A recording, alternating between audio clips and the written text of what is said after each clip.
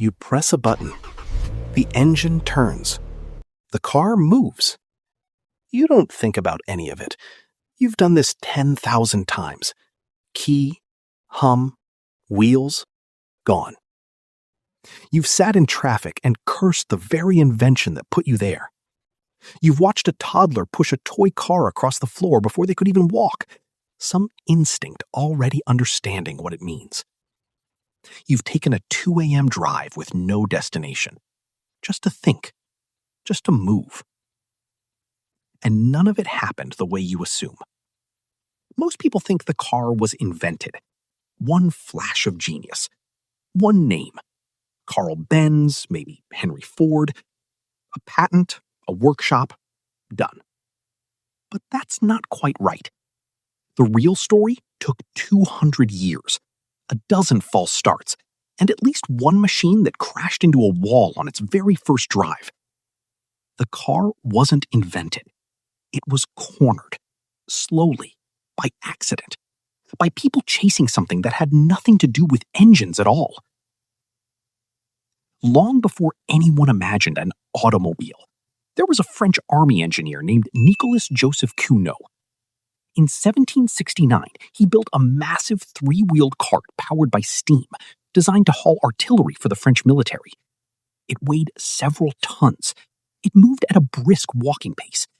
And on one of its earliest test runs, it reportedly rolled straight into a stone wall, arguably the world's first car crash, before the word car existed. Cugnot's machine wasn't practical. It couldn't turn well, it needed constant refueling, and it terrified the people who saw it. But it proved something enormous, that a vehicle could move itself, without a horse, without a human pulling it. The car didn't begin with an engine. It began with a person willing to look ridiculous first.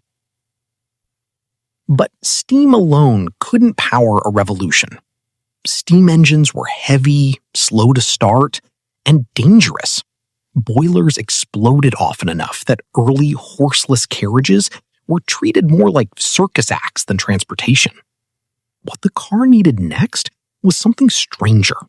Controlled fire, inside a metal box, small enough to fit where a horse used to stand. That's where the story gets stranger.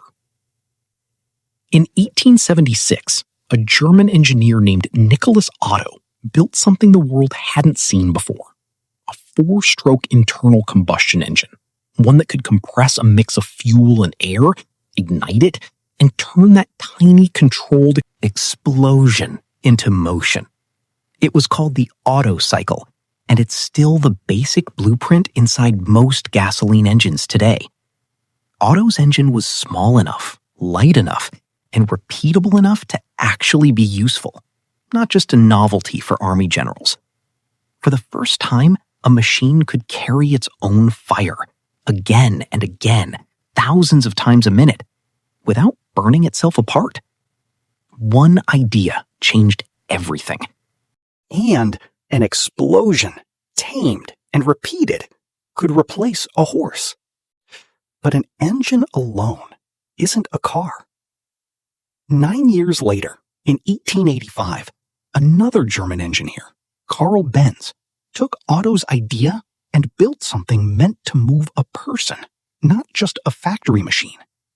His Benz patent Motorwagen is widely credited as the first true automobile, a 3-wheeled vehicle with its own engine, its own steering, its own reason to exist beyond hauling cargo.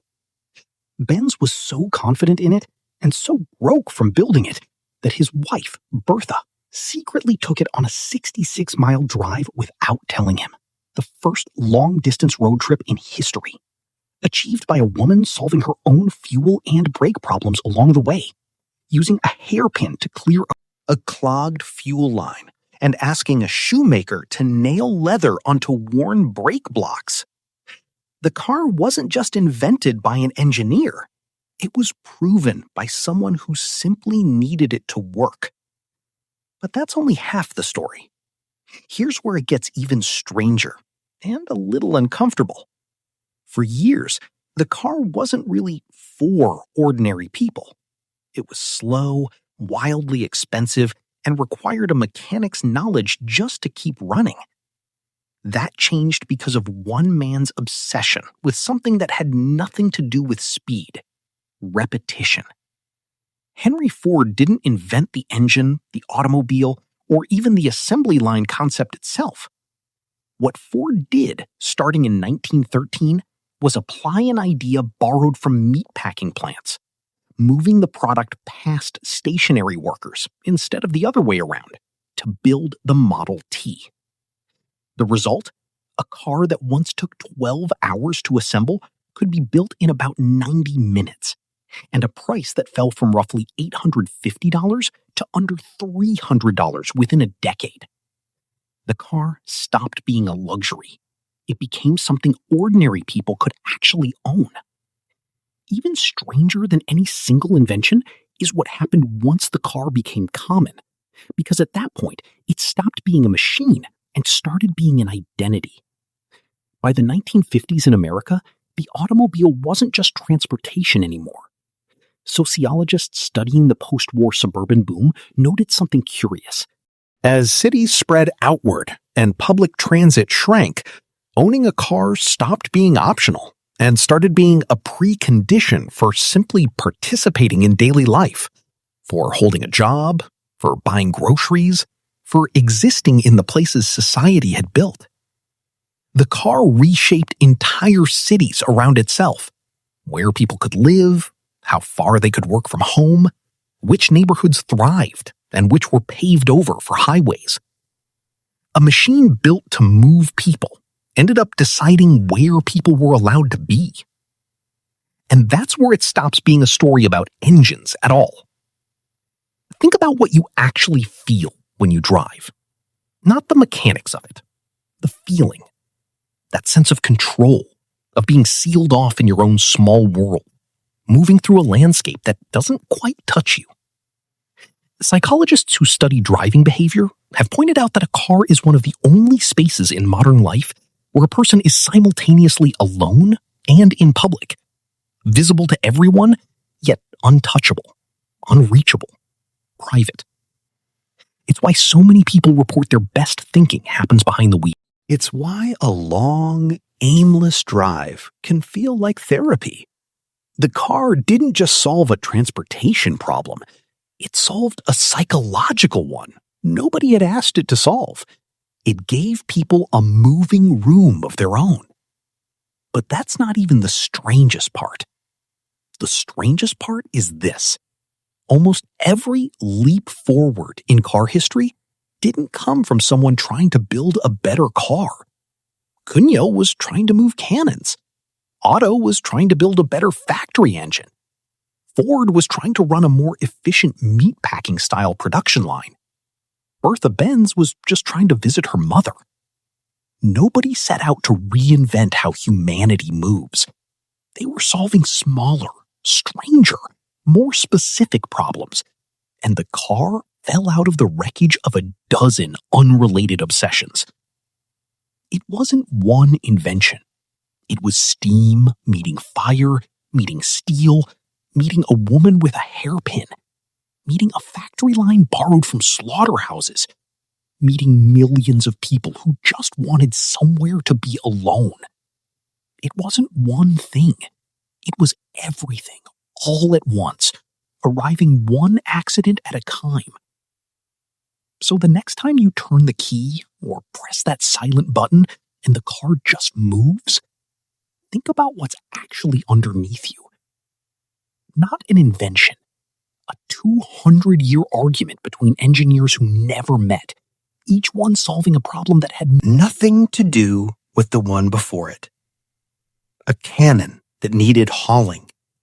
A factory that needed a smaller fire. A wife who needed to see her mother and refused to wait for permission. A meatpacking line that taught a car company how to build faster than anyone thought possible.